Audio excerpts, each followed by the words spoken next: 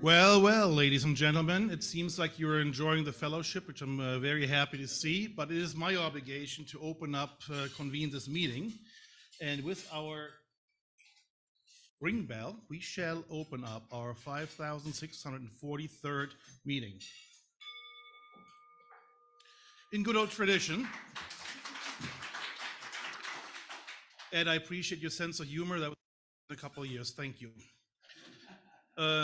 In good old tradition, we have the thought of the day, and it's my pleasure to. Yes, Alita? That's not what it says here, but come on, I'm all ears. It is my pleasure to welcome Alita, which is great. So please come on up, and we're all listening.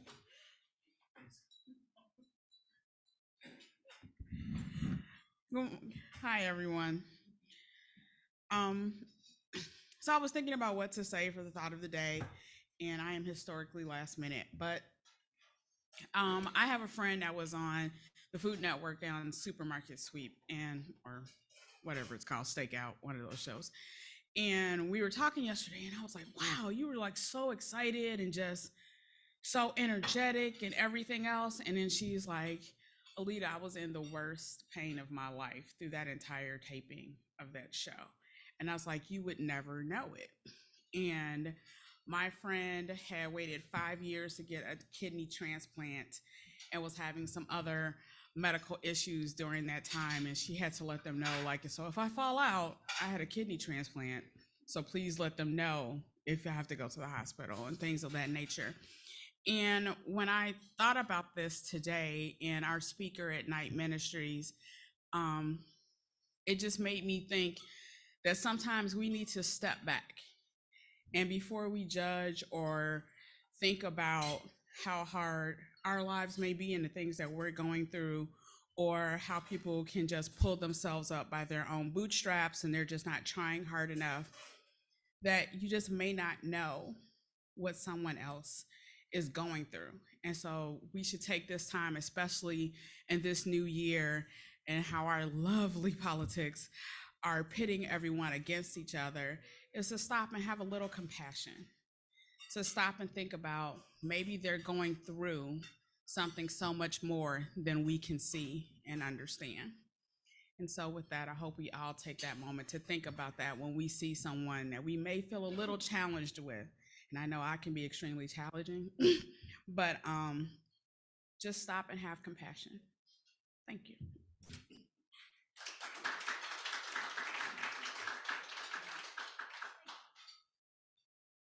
Thank you very much, Alita. Those very, very nice thoughts. Quick announcement. You'll have seen from last Thursday's email that the board has approved a dues increase. The dues increase is mostly due to inflation. We hadn't adjusted our dues in a long time. We are also facing a little bit of a cost increase here at the Union League Club. I want to thank the COM team for figuring out the math behind all that. I hope that it's something everybody can stomach and will support. And with that, I think we can, Lisa, if I can invite you up here, slowly move on to our speaker series here. Welcome all those on Zoom. Please be mindful of our speaker's time. One question per person. We'll try to get to the questions on Zoom at the end, so hold those or put them in the chat box. And with that, Lisa, if you would mind doing the introductions here. Thank you.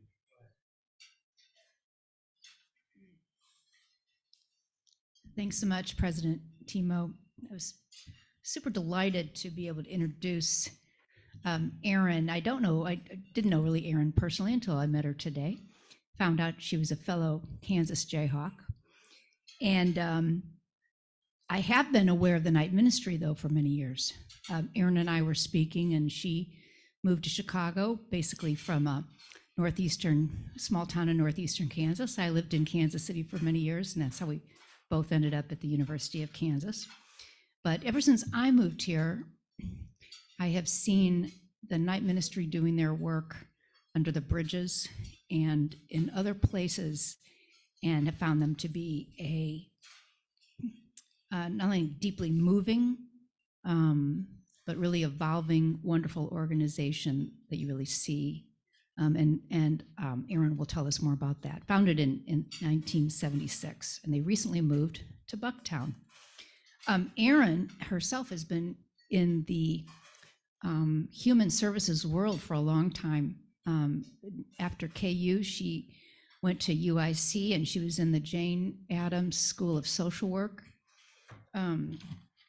She also got a master's in public health and then also did a little stint over at Kellogg for a certificate of professional achievement. Erin has been with Night Ministries since sometime in 2014. Prior to that, she was with the Lincoln Park Community Shelter and then also did other internships at the Chicago Coalition for the Homeless and something called Gemini House. So this is a person who's been in public service or public human service for her entire career, and we're absolutely delighted to have her here with us today. So welcome, Erin.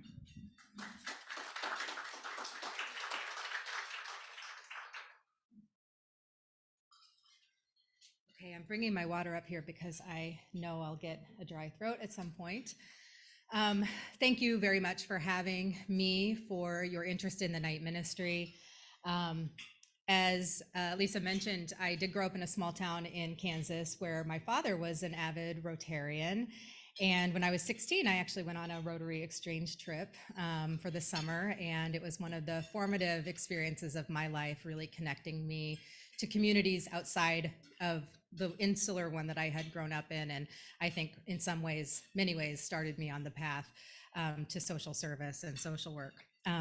So we can, I don't know, how do you want me to wave or something? Who's doing the slides? I'm so sorry. Oh, I'm on Zoom, Erin. Okay, thank you. Thank you.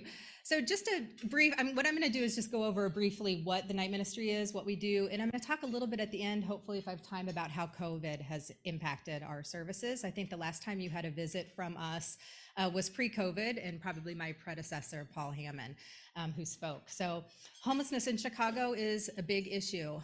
It's also a mostly, like, what we see of homelessness is the tip of the iceberg. We estimate that about 16,000 people live on the street. This is in the course of a year. But another 50,000 live doubled up in substandard housing, sleeping on people's couches in very unstable housing situations.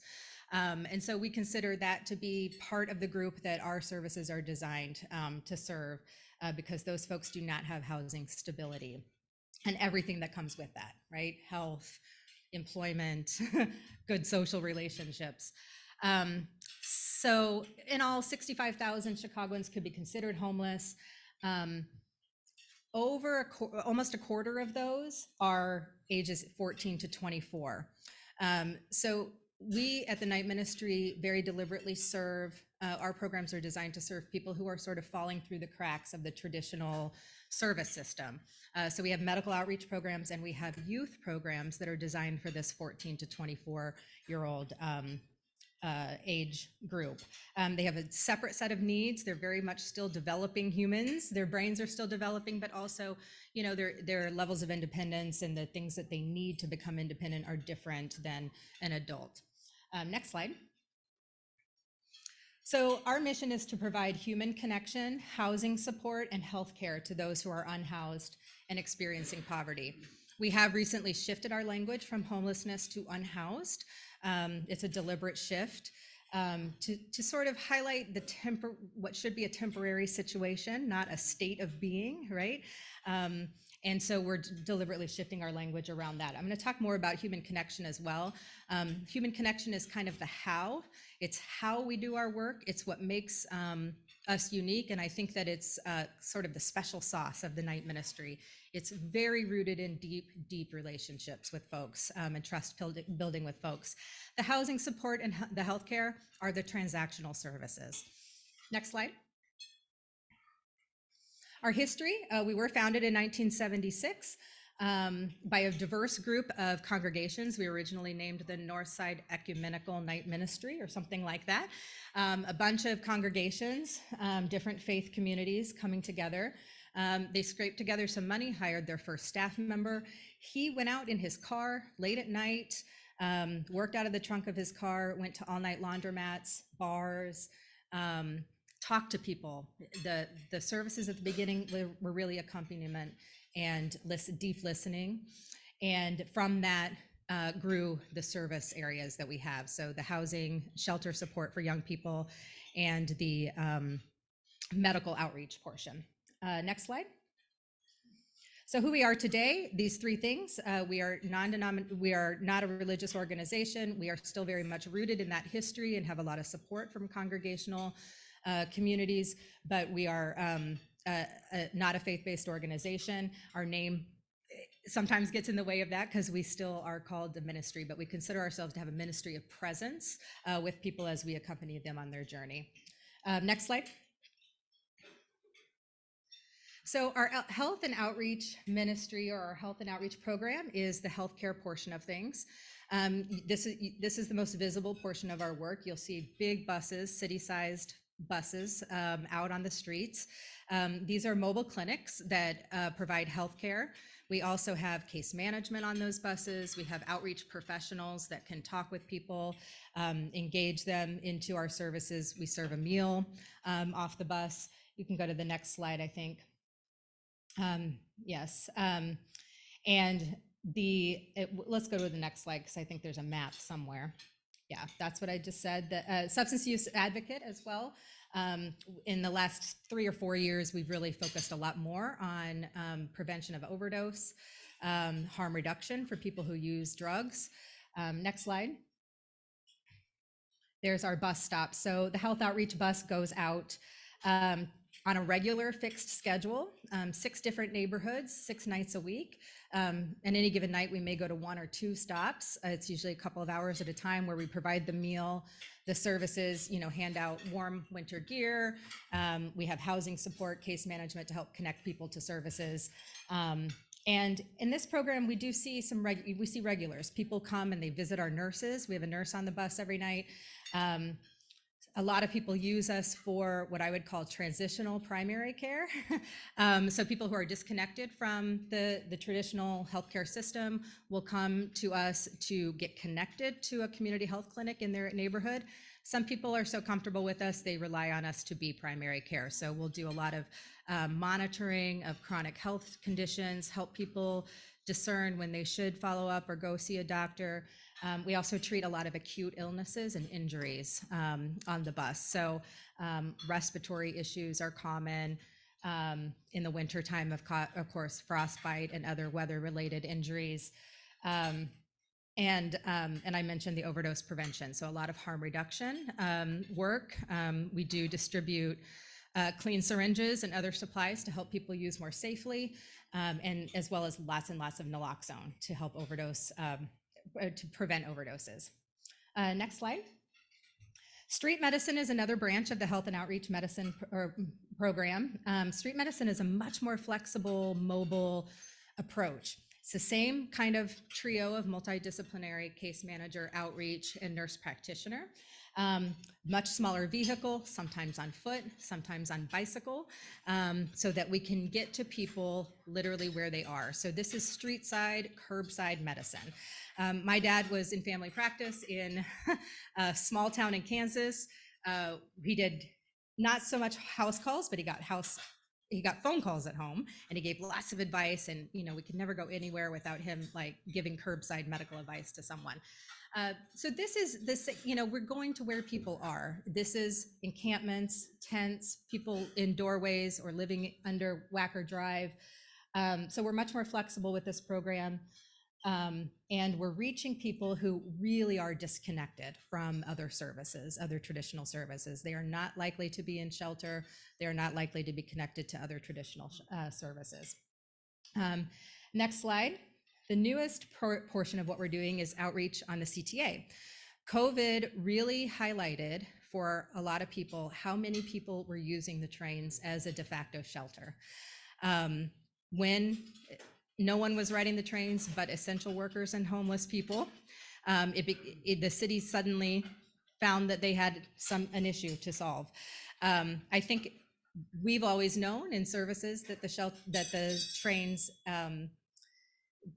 serve this purpose kind of outside or informally. But with CARES Act funding and with other government resources made available during COVID, we were able to create an outreach program specifically targeted to continuous riders of the CTA. So people who sleep on the CTA as their primary place of residence. These folks are much less likely to be connected to even a social group. So the benefit of encampments, right, is that people have each other, and people on the trains are much more likely to be isolated socially and with mental health and substance abuse issues. And so we are working very hard to engage, bring some of the same services, not all of them, to platforms on the CTA. We are at the Forest Park end of the line, Dan Ryan 95th. And we've experimented with a couple of other end of the line stops so that we can provide services to folks who are riding. Next slide. So the impact of our outreach is many, many, many contacts over a year with many individual people, over 5,000 individual people. The sweet spot, or the thing that we do uniquely, is the medical portion of the outreach. So we really measure our impact in how many people would have let their medical concern go untreated. How many people would have relied on the emergency room if we weren't there?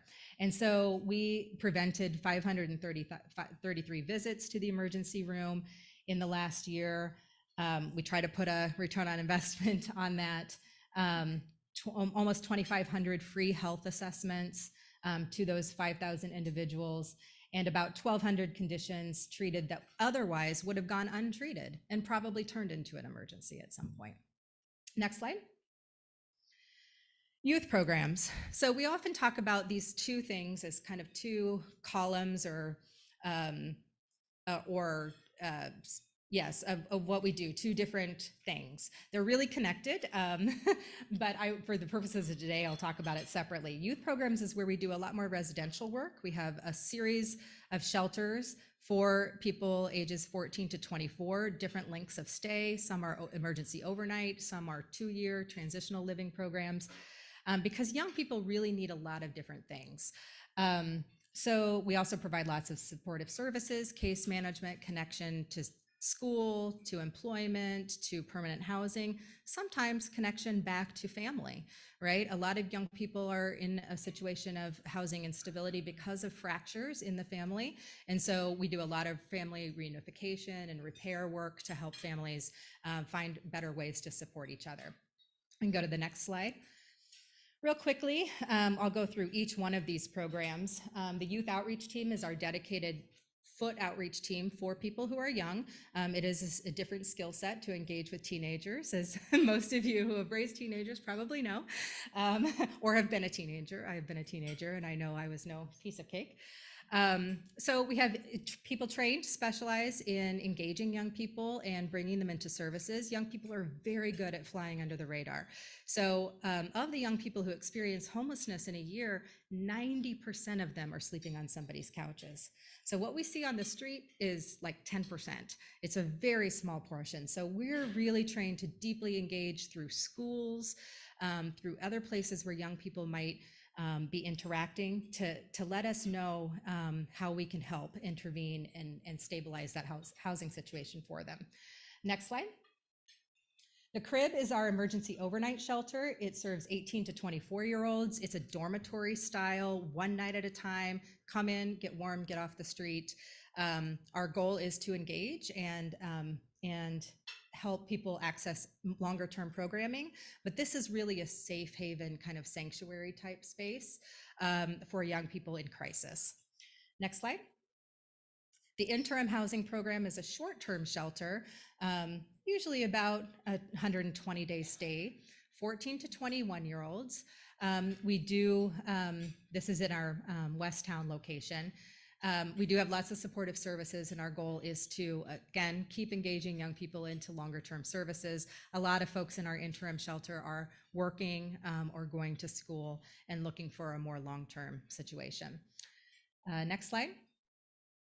Parenting with Purpose is a transitional living program, which is up to 2 years, specifically for young parents and their children.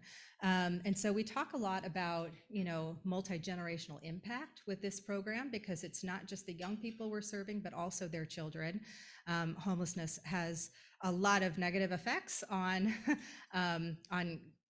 development of young children. And so we try to mitigate that as much as possible by creating a very warm and inviting home-like space. There's a kitchen. Young people who live in this program usually prepare their own meals. They have their own private space, but they also have the support of the community around them and staff on site to help them navigate this period of their lives. So it's up to 2 years, 16 to 21-year-olds. There's 8 beds in this program. So we're very deliberate as well about small programs for young people, because we do want to create this kind of family-like environment.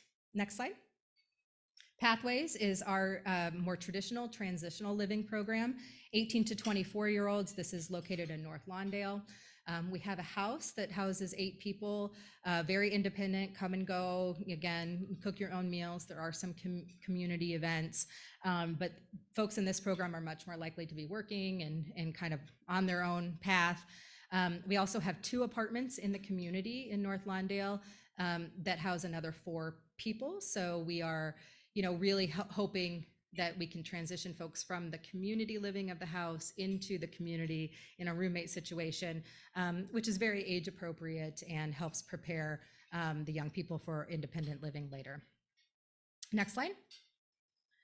Flexible Housing Pool is one of our latest ventures. This is a partnership with other AIDS Foundation of Chicago and their Center for Housing and Health.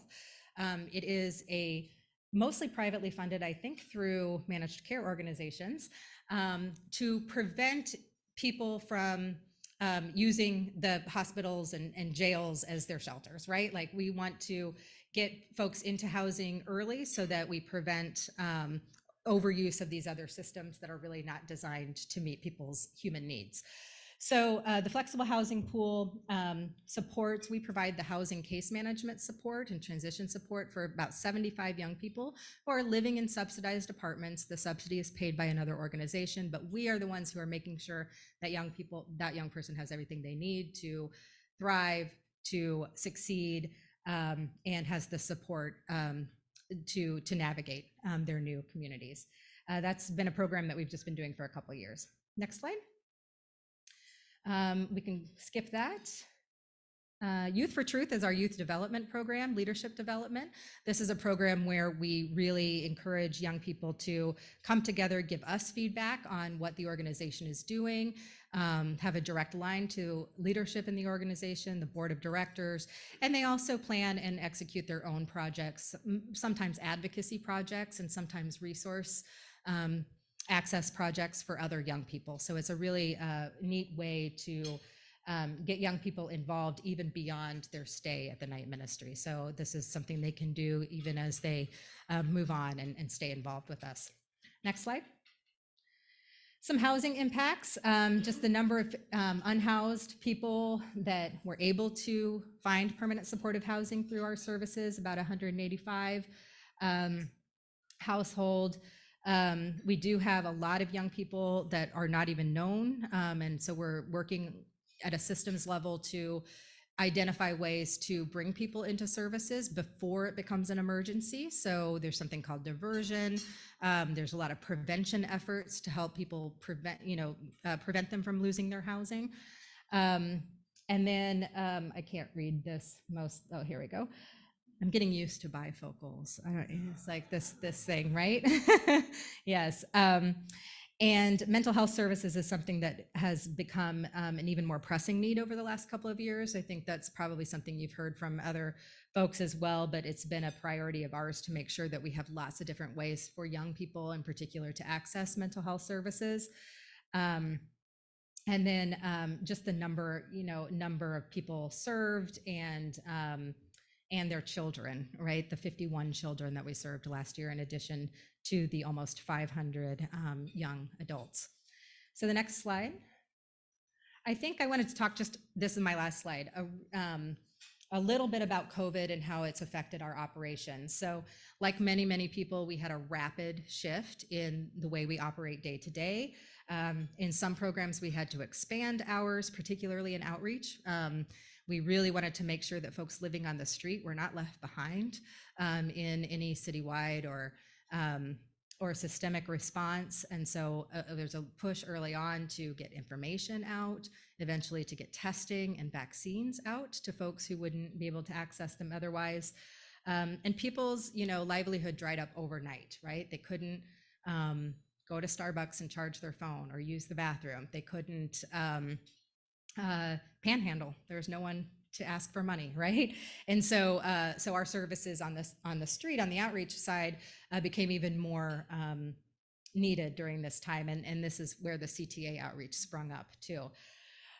In some cases, we had a reduction in services, right? We couldn't do everything. And especially when we rely on external partners, we couldn't bring volunteers into our facilities anymore or partner agencies to deliver services, those mental health services that I mentioned earlier.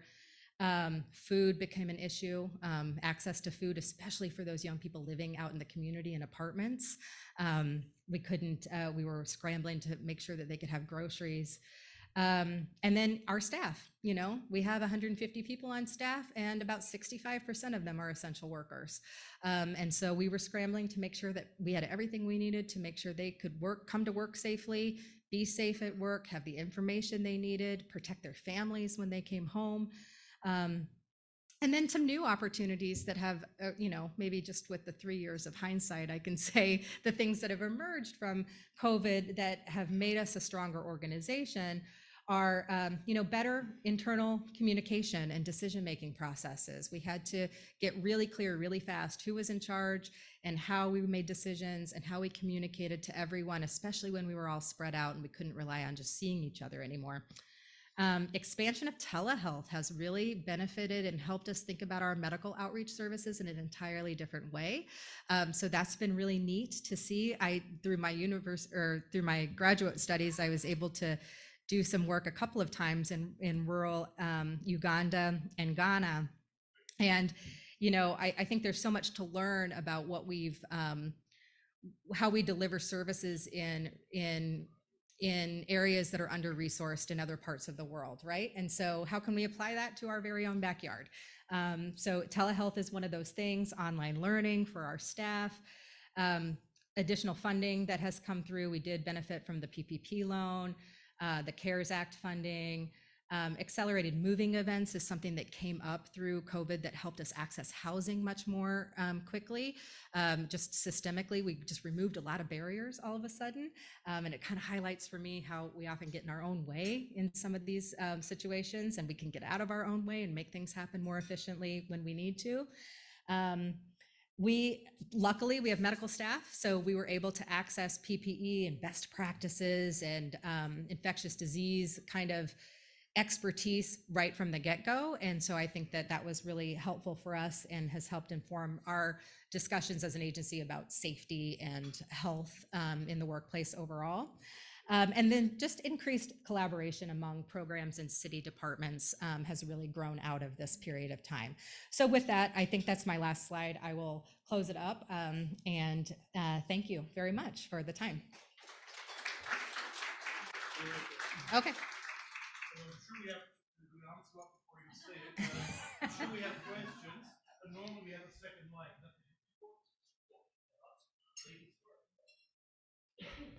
Thank you for your work. It's always good to see people that are out there really working on these issues. And my question revolves around, actually, I don't know if it was a predecessor for your organization or a different one, that years ago here at Rotary, when you talked about what can you do just day to day, and just a simple thing was make eye contact and give dignity and say hello and to people, the unhoused that we encounter in our day to day. In 4 or 5 years, what a difference my interactions have been, and Wow. It's been really positive. So with that in mind, we're all in our neighborhoods. We see regular, our neighbors that are out on the street. What can we do? Is there a way to call in or try to connect? Yes, so we've tried an approach with street medicine in particular, where it's more of a, like a response or reactionary system, where people call us and we'll go check on someone. It doesn't work as well as our methodical kind of deep engagement, but we can do that. My suggestion would be to call your alderman's office. We have great relationships with aldermen all over the city, and they sort of know like who's serving your community, where the gaps are. And so we will respond to an alderman's call for sure. If they say there's something going on, we want you to come and take a look. You can also always call 311. I know it's not perfect at all, but the city does have a response system if you are truly concerned about someone's immediate safety, and they'll do a well-being check. They may send the police, which is not always ideal for somebody who's in mental health crisis, but that is another way. You can also just ask them, what they need, and if there's a way that you can help.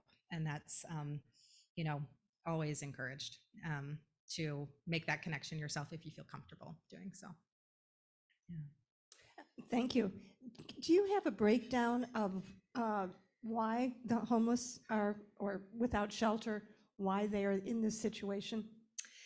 I want to reframe the question a little bit, because I think it's too complex to break it down. There's the precipitating factor to become homelessness can be any number of things: job loss, death of a spouse, death of a parent, foreclosure on a house, right? The constellation of events that leads to that precipitating factor, that immediate factor, is very complex and very individual for each person. What I like to talk about is what's preventing people from getting out of homelessness, because I think those barriers are the things that our system is designed around: substance abuse, mental illness, unemployment, affordable housing. So at the end of the day, homelessness is really about a lack of affording housing. We have lots of people using drugs, lots of people with severe mental illness who are housed. So it's those sort of complicating factors plus the lack of affordable housing that leads to homelessness. So to get out of it, we need to first and foremost have more affordable housing that people can access, and then we need to have lots and lots more services to connect people to help them maintain their housing, right? So it doesn't become a cycle. So it is complicated, but those are sort of the things that that we see our services responding to the most: mental illness, health issues, for sure. I have known personally lots and lots of homeless folks who have fallen into homelessness because of a serious health issue and lack of access to care or insurance that bankrupts them. Yeah. Sorry, I'm going with the mic. Sorry. Thank you. Thank you for your time. Thanks for all you do. I believe we're going to have men or women and families living on the moon before we solve the homelessness problem here. My question to you is if you could speak briefly about the history of the homeless here, specifically in Chicago. Has it gotten better, worse? And if you wish, maybe you can comment if there's a permanent solution that could be done for the homeless problem in the world. Yeah, in my 20 years, I think that the need has shifted a bit. I think we've gotten much clearer about solutions that work. So permanent supportive housing. So that's housing, subsidized housing with lots and lots of support to help somebody navigate whatever other things are going on in their lives. We 20 years ago or so started shifting resources away from emergency shelter in order to build more permanent supportive housing. I do not think it is an either or. I think it's a both and. We still need crisis response to folks who are falling into unstable situations. We don't have nearly enough prevention services, so ways for folks to access rental assistance before they become homeless, before they lose their apartment. We have not nearly enough legal support for folks facing eviction, things like that. So we do a count every year of people experiencing homelessness in Chicago, and what it has shown, and it's reflective of what's happening in every major city, is that the number of unsheltered homeless are going up, right? And that's visible to everyone who drives around the city and sees tents and encampments. And so, it's going down in some areas for families, in particular women with children, but it is going up for single folks and who are not accessing shelter or can't access shelter for whatever reason. So the demographic is shifting a bit, and I think that it's hard to say because of this large number of people who are hidden. It's hard to know whether overall it's getting better or worse. I think the system is getting better at understanding the problem for sure, and recognizing that we don't need 3 different models, a shelter, a transitional living arrangement, and an affordable apartment. We need 50 different models to meet the various needs that we have, that we see that people need different levels of support and different kinds of services. So I think we're getting better at that, at fine tuning who needs what and how we tailor the response to each individual. One final question. Yeah. Hello, and thank you for speaking today. I've been quite familiar with Night Ministries, and in fact, I'm a member of Hesperia 411, a Masonic organization, and we have, for years, have been preparing meals, hot meals, and serving those hot meals. And I guess my question is, how can people get involved like that with organizations and really support the Night Ministries? Yes, thank you so much for the question, because I had a slide in here and I was afraid about time, so I took it out. But we do have a number of volunteer opportunities for individuals or for groups. So a group opportunity that you just mentioned is serving meals at our emergency overnight shelter alongside the bus in any one of our stops. We also have more one-off service opportunities on Saturdays that are called Service Saturdays, where you come in and you might help us sort donations or pack lunches or something like that. But you get a little bit of, you get to see our offices and talk with staff. And then there's always financial support, in-kind support. There's always a wish list posted on our website as well. And we have a number of committees and a board of directors, right? So we have fundraising events every year. We have a finance and audit committee. We have a board governance committee and a learning and impact committee that really examines our impact on our mission, and then more globally in the system, in the city overall. And so that's where we do deep program evaluation. So we welcome, volunteering in any one of those capacities, and support financially in any one of those ways as well. Great, thank you, Erin. Don't go away. Okay. But as president, I get the last word here on this topic. First of all, thank you for being here.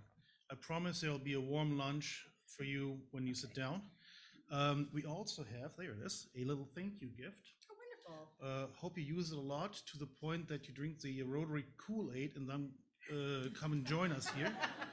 And then finally, can you please send us an email for those local service projects you have? We have a community service program here. Wonderful. We're looking for opportunities. This is a group of members that really wants to help. Let us know. We'll be happy to support it. Wonderful. Thank you. Thank you, Mr. Lillyway.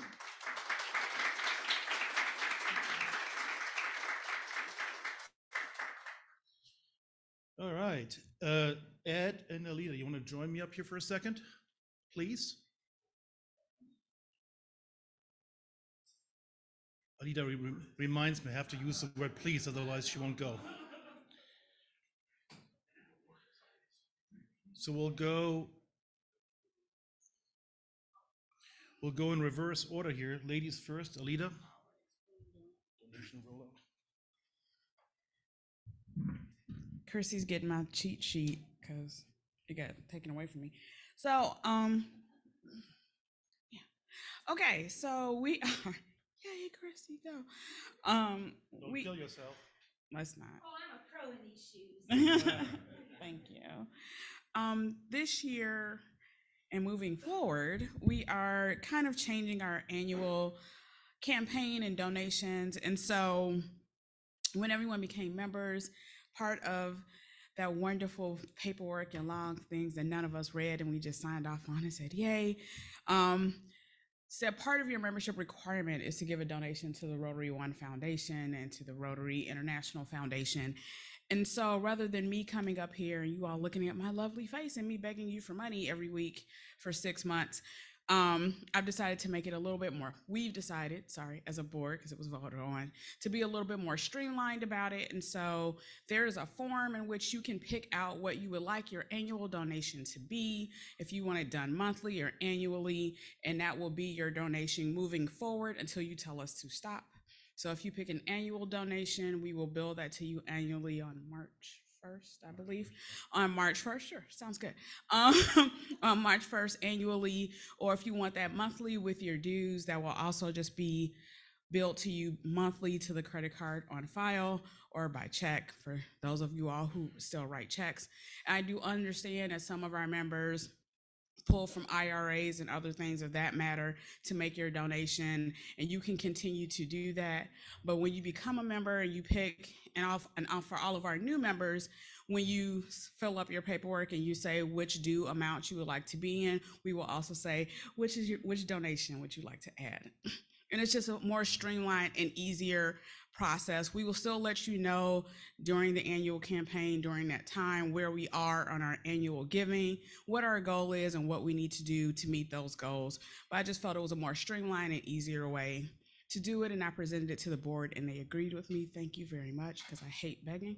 And so that is my update. If there are any other questions, please feel free to pull me aside or shoot me an email. Thank you.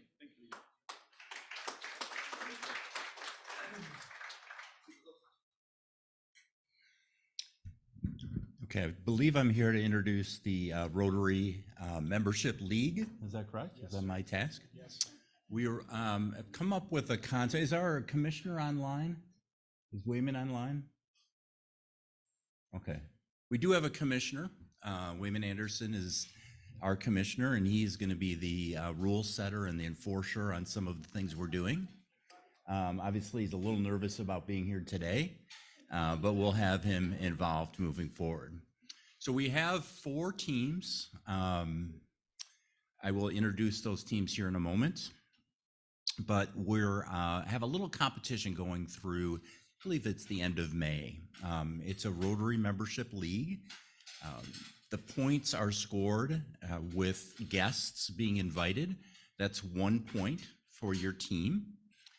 If that guest reaches out to our commissioner or another board member about being a member, that 1 point turns into 3 points. And if that guest not only does that, but also becomes a member of the Rotary Club of Chicago, it's 7 points. So Betsy and Chuck and the Prairie Dogs are ahead, as far as I can tell at this point. And they're already pretty damn excited about it. So the Chicago River Rats, Laura Inns and her team, and already have some stuff in place that will be, I would say, hilariously funny and maybe very intimidating in some way, if you will agree with me on that. Then we have, what is our other, we have Timo here with the smiley people, is that what they are? Oh, Sweet Talkers, the Sweet Talkers. I think Robert Harney's behind that team, and they're going to be certainly competitive. And our 4th team, what's that? Oh, okay. The Purple People Eaters, with Alita running that and Andrew.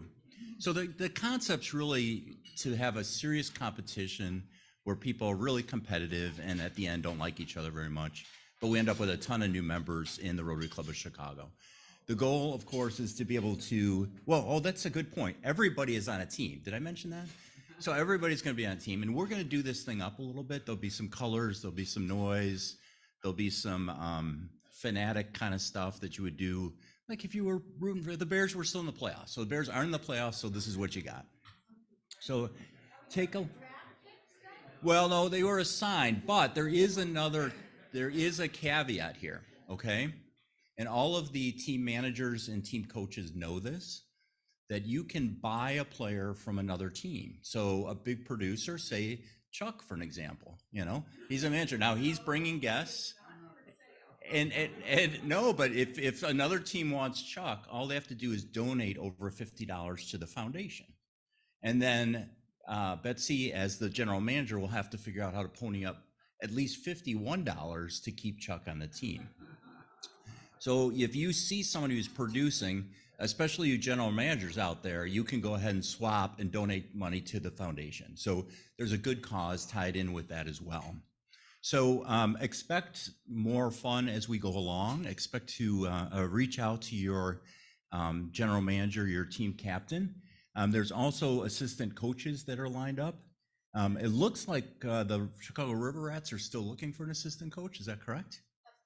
Okay, so if anyone's interested in being assistant coach, it pays not real well, but it's a stepping stone. It's a stepping stone, so next year you could be a coach, right? So you can be assistant coach this year and a coach next year. Did I miss anything in that?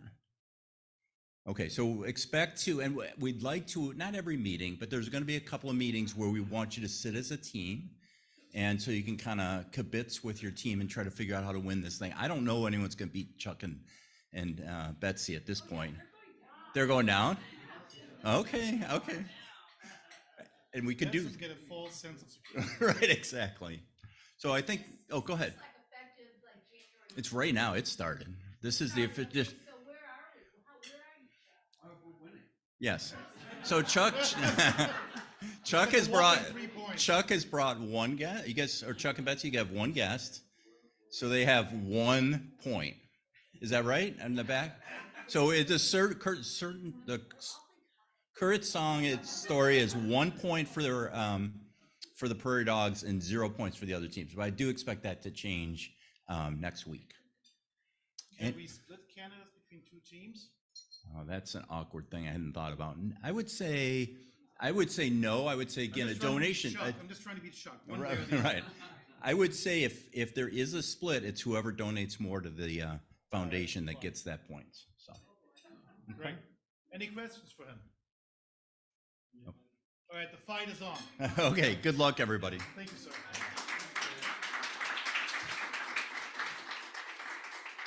All right. Was there a question? So the question here in the room was, let me just repeat the question for our friends on Zoom, whether one can buy points. I know your approach, Khaled. I don't like it, but Ed, what is the answer to that?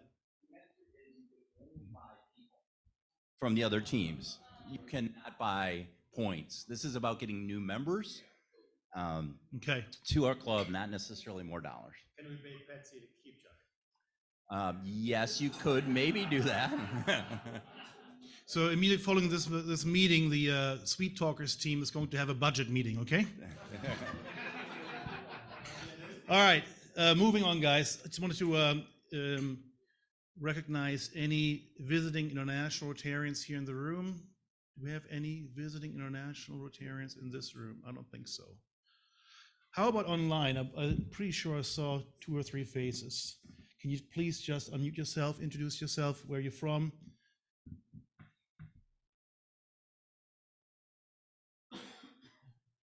Hi, I'm Cliff, excuse me. I am from Yorkshire, District 1040, and I'm part of a passport club across Yorkshire. Welcome. Any other international Rotarians online?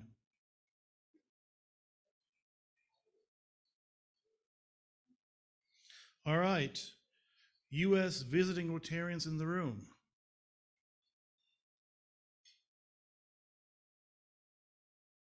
There's finger pointing going over there, but that's not really meaningful. Okay. How about online? All right. Guests of Rotary. Who do we have today as guests?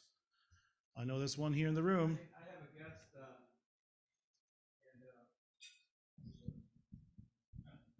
guest. It's on. And I have a guest. Please stand.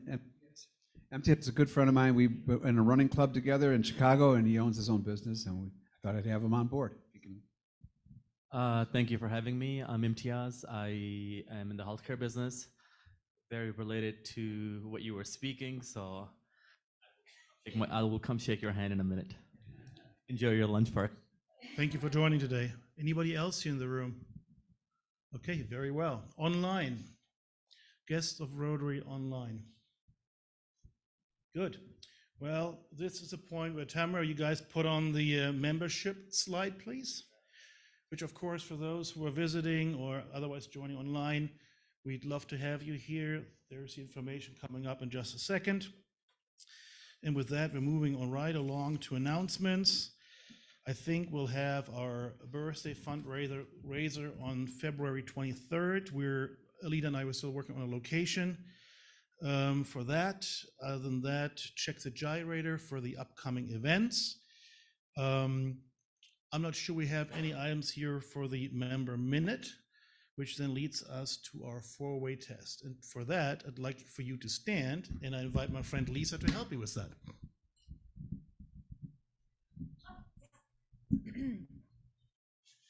First, is it the truth? Second, is it fair to all concerned? Third, will it build goodwill and better friendships? Fourth, will it be beneficial to all concerned? Thank you. And with that, my friends, I think we're done for today. We conclude the meeting. Thanks for being here.